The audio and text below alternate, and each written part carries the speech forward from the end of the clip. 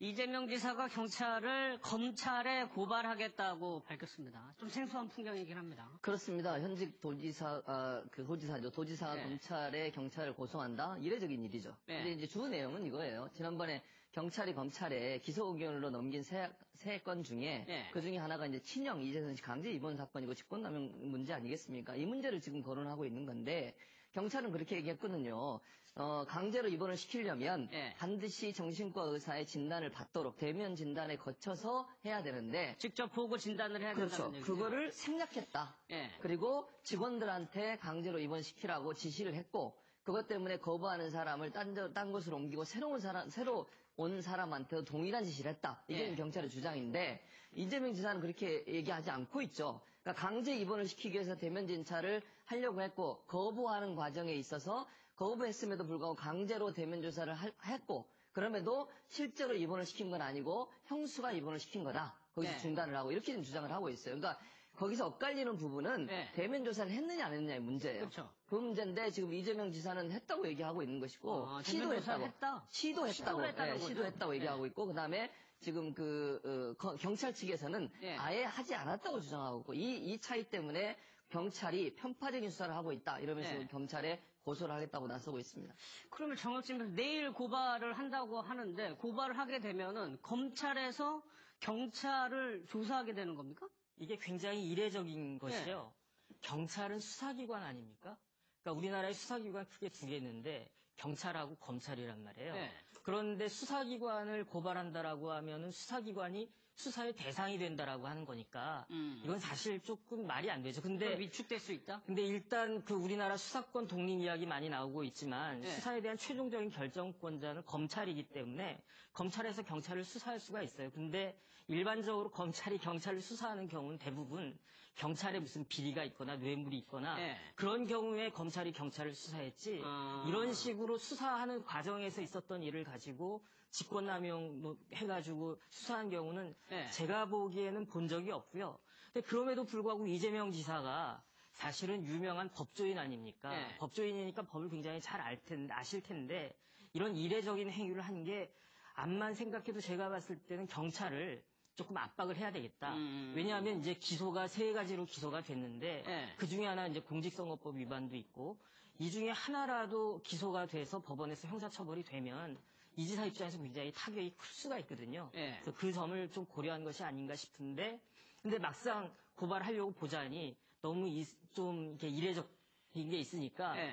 하루 정도 더 시간을 갖는 거 아닌가? 일단 그런 느낌을 저는 받았습니다. 그러니까 정 변호사님 말씀대로 수사할 수 있죠. 경찰 수사할 수 있는데 정말 명백하게 드러난 비리행위라든가 이런 거에 좀 국한돼 왔었는데 이게 그럼 이유는 뭐라고 얘기를 하고 있어요? 이재명 지사 측. 이제 이재명 지사 측에서는 이 사건과 관련해서 본인이 이제 고발당한 사건에 대해서 아마도 무죄가 나왔을 것으로 예상을 했던 것 같습니다. 네. 이 법리적인 해석이 이제 경찰과 좀 달랐었는데요. 공직선거법 위반과 같은 부분을 먼저 이야기를 하자면 사실 이제 이 해당 내용 자체가 문제되는 내용이 허위 사실이냐 아니면 이게 허위 사실이 아니라 사실에 대해서 본인의 어떤 평가가 함께 들어간 의견이 혼재되어 있는 거냐라는 여러 가지 좀 복잡한 문제가 있는 겁니다. 예. 근데 이제 이재명 지사 같은 경우에는 이것이 결코 허위 사실을 이야기하는 것이 아니고 과거에 있었던 사실에 대해서 선거 유세 과정에서 내가 의견을 표명한 것이기 때문에 결코 허위 사실이 아닌 것이고 해당 내용이나 이런 것들을 보게 되면 기초되는 사실 근거에서 말한 것이기 때문에 공직선거법 위반이 되지 않는다라고 평가하는 게 맞는데 네. 이게 위반이 된다고 판단했기 때문에 문제라고 보는 거고요. 그 다음에 이제 가장 이제 크게 이제 지적을 하고 있는 게 이제 직권남용과 관련된 부분입니다. 이 경찰에서 직권남용에 대한 혐의가 인정된다라고 하면서 강제 입원을 시킬 때에는 대면 조사를 해야 된다라고 하는데 그 절차를 안 했다라고 이야기를 한 겁니다. 네. 그 절차를 무시하고 강제적으로 대면 절차를 했다라고 이렇게 주장을 했다라고 하는데 이게 이제 구정신보건법 25조를 보게 되면 정신질환자가 타인에게 위해를 끼칠 위험이 있는 경우에는 네. 강제로 입원을 시킬 수가 있습니다. 그런데 마음대로 입원을 시킬 수 있는 건 아니고요. 성남시라든가 이 보건소의 소장이 정말 위험하다라고 판단을 하면 이 전문의의 신청에 의해서 네.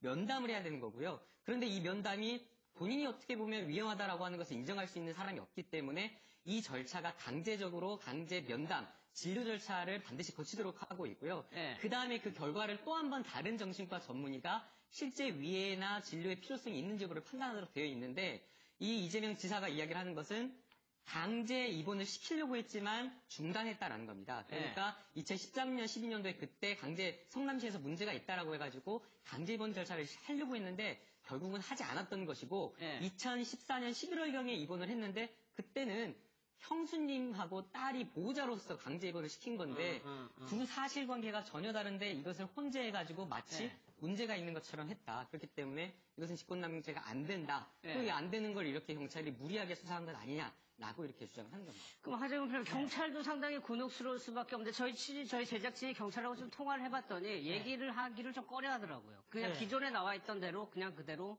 이해를 해달라. 예. 그러니까 이제 경찰 입장에서는 현직 도지사하고 맞서는 모양새를 이렇게 보여주기가 그 자체로 부담스럽고, 근데 또 아까 뭐 한 매체에서 보도를 한 것은 경찰 측에서 좀 억울하다는 이야기가 나오더라. 나름 신중하게 조사를 했는데 이재명 지사 측이 마치 뭐 경찰이 몰아가기, 짜맞추기 이런 식으로 조사를 한 것처럼 이야기하니까 좀 이렇게 조심스럽게 뭐 대놓고 크게 문제를 뭐 야기하는 건 아니지만 좀 억울하다는 이야기가 나오더라. 이런 이야기가 있는데, 그러니까 좀 이재명 지사 측에서 주장을 하는 것이 강제 입원을 시키려고 시도한 것이 맞다. 그러나 강제 입원을 시키려고 시도한 것은 아니었다. 이거거든요. 그러니까 이게 무슨 뜻이냐면 이 강제 입원을 시키기 위해서는 진단을 해야 되는데 그 진단 자체가 그 정신질환자가 스스로 진단을 받지 않기 때문에 강제 진단을 해야 되는데 강제 진단을 하기 위해서는 단기간에 입원을 해야 된다는 겁니다. 이것도 따지고 보면 강제 입원이라는 거죠. 진단이라는 것 자체가. 그러니까 일반적인 어법으로 보면 그 강제 입원을 시키려고 했다는 것도 맞는 건데 진단을 하려고 시도를 했으니까. 하지만 이것 자체가 진짜 강제 입원을 시도한 건 아니었다. 그러니까 명백한 강제 진단과 강제 입원 사이에 차이가 있는데 사람들이 이걸 헷갈리고 있다. 이게 이재명 지사가 주장하는 건데 이것을 일반인이 헷갈린다고 하더라도 경찰이 이걸 헷갈렸다는 게 좀 말이 되는가? 그러니까요. 경찰이 여러 법을 가지 집행하는 뭐 사람들인데. 규정도 살펴보고 뭐 저기 참고인 진술도 듣고 했을 텐데 경찰이 헷갈렸을 리가 없는데 이런 생각이 상식적으로는 들지만 어쨌든 이재명 지사가 그렇게 주장하고 있기 때문에 뭐 사실관계는 좀 더 지켜봐야 될 것 같습니다. 조금만 보충을 짧게 하셔야 해드리면 돼요. 네네. 정신질환자 복지서비스 지원법이라고 좀 복잡한 법이 있는데 이 규정을 보면은 정신과 전문의는 정신질환자에 대한 진단과 보호가 필요하다고 인정했을 때에는 시장에게 요청을 갖다가 할 수 있어요. 그런데 그때 이 시장이 사실은 이재명 지사였던 거죠. 성남시장. 근데 44조 사망이 어떻게 규정이 돼 있냐면 이렇게 그 요청을 받은 시장은 즉시 정신과 전문의에게 진단을 의뢰하여야 한다 이렇게 되어 있는데 이 부분이 생략이 된 거다. 그런데 정신과에 입원한다라고 하는 것은 사실상 신체를 구속하는 중대한 일이기 때문에 그 절차가 엄격해야 된다라고 하는 것이 경찰 측의 주장인 거예요. 알겠습니다. 검찰 판단도 남아있고 법원의 판단도 남아있는 거죠. 근데 여기서 또요. 이재명 지사 측에서 한 방송사에서도 아예 공개 사과를 하라고 하는 부분이 있어요. 경찰이 수사 결과를 언론에 브리핑해 준 거를 그대로 보도한 것 같은데 공개 사과를 하라. 그건 좀 말이 안 되죠. 그러니까 언론이 예를 들어서 경찰이 발표한 내용을 그대로 인용해서 보도한 거잖아요. 경찰이 이렇게 발표했다. 그걸 가지고 공개 사과라고 하면 그럼 언론은 어떻게 보도를 합니까? 그러니까 예를 들어서 경찰이 공적으로 발표한 내용이 아닌데 언론이 자체적으로 취재를 했는데 취조가 부실해서 오보가 났다. 그러면 얘기가 달라지지만 경찰이 수사 내용을 공개적으로 발표했고 공개적으로 발표한 내용을 인터뷰 형식으로 해서 보도를 했다고 하면 방송사는 그 보도한 것에 대해 책임을 질 이유가 없어요.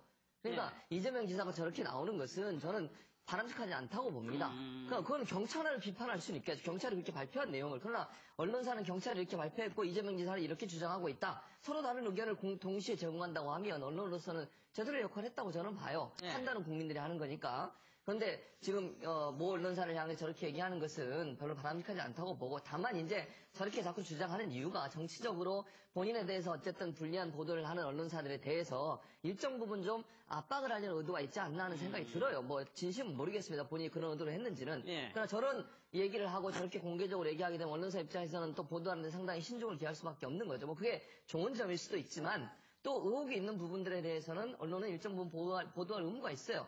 상당한 사실의 가깝다고 판단이 됐을 경우에를 말씀을 드리는 겁니다. 아무것도 없는데 허위 보도를 하면 안 되겠지만 예. 그래서 언론의 역할 자체가 어쨌든 중요 인사나 공인이나 또 공적 인물에 대해서 견제하고 감시하는 기능을 하기 때문에 그 예. 차원에서 본다고 하면 언론사에 저렇게 요구하는 것은 좀 과도하다 이렇게 생각이 됩니다. 알겠습니다.